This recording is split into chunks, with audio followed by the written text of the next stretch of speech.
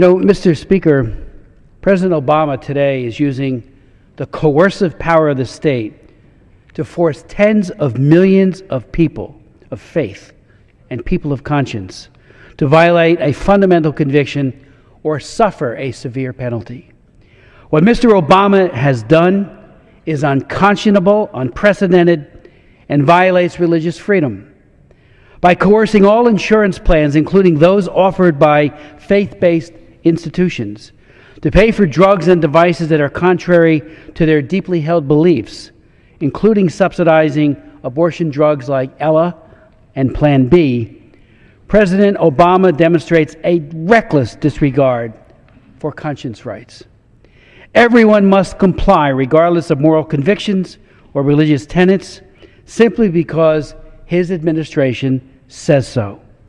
Mr. Obama's means of coercing compliance, absolutely ruinous fines of $100 per day per employee that total up to over $36,000 per year per employee. Just people listening at home, our members who may be listening to today's important special order, $36,500 per employee per year. When faith-based organizations refuse to comply, Obama's mandate will impose incalculable harm on millions of children educated in faith-based schools, as well as on the poor, the sick, the disabled, and frail elderly who are served with such compassion and dignity by faith-based entities. Even Notre Dame, which heaped praise and honors and an honorary degree on President Obama in 2009, will be crushed by this cruel mandate. Astonishingly, it was President Obama in his 2009 speech at Notre Dame University who said, quote, "Let's honor the conscience of those who disagree with abortion and draft a sensible conscience clause." Mr. Speaker, another promise broken, more empty, misleading rhetoric from the president who has excelled at that. Mr. Speaker, facts of the matter is approximately 4,600 employees are covered under Notre Dame's self-insured health plan, which means that Notre Dame will face fines of over $100 million a year when they refuse to comply with the Obama mandate. If Mr. Obama's attack on conscience rights isn't reversed, faith-based employers will be discriminated against and fined, and employees who today benefit from health insurance plans provided by their faith-based employer will be dumped into government health exchanges.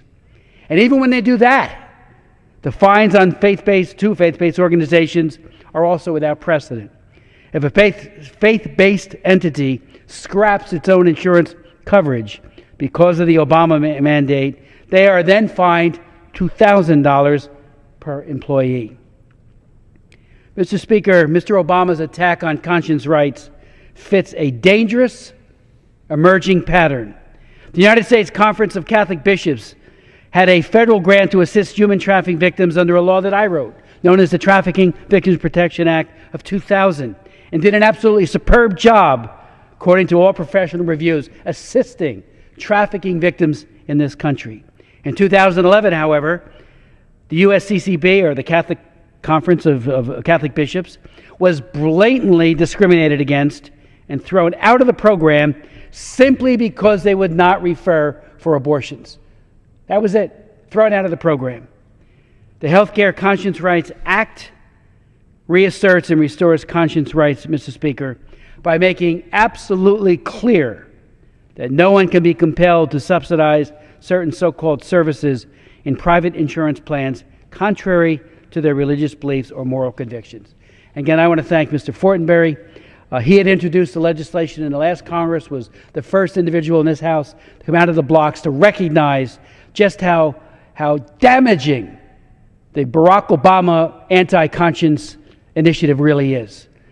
And we need to move on this. We need to protect those men and women of conscience, those of religious belief, who will not bow and will not go in the direction that this administration is demanding. I thank my friend and yield back.